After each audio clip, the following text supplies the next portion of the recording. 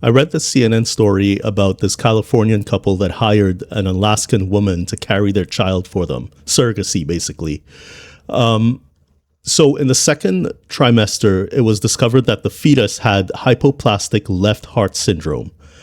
It's a condition that requires surgeries and pills, and you're basically on treatment for the rest of your life. There's complications, et cetera, et cetera. The problem is the Californian couple had an agreement with the Alaskan woman to terminate the pregnancy if there were any syndromes or conditions found on the fetus. The woman in Alaska basically chose to ignore that agreement, and she made it all the way to Texas, where she's now battling for custody of the child.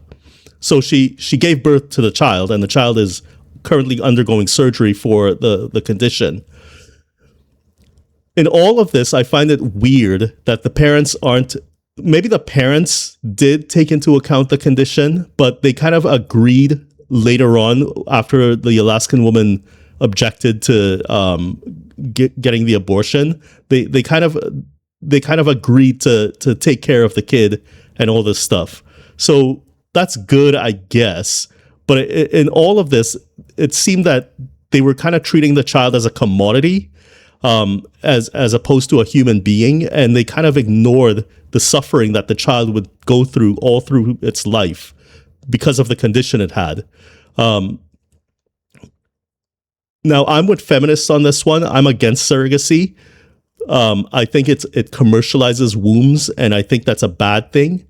As if life isn't already commercialized enough. You're using birth as a commercial process now, and it's just not a very good place to be in, especially for would-be children.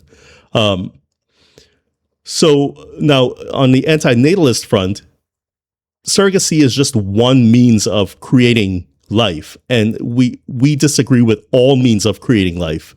So there's no, there's not a special place held by surrogacy or anything like that.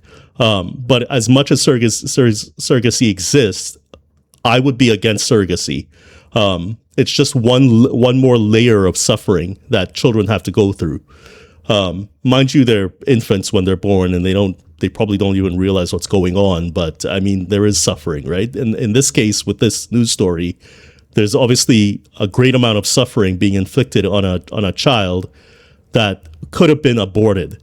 In fact, every fetus should be aborted. All pregnancies should be aborted, and as early as possible.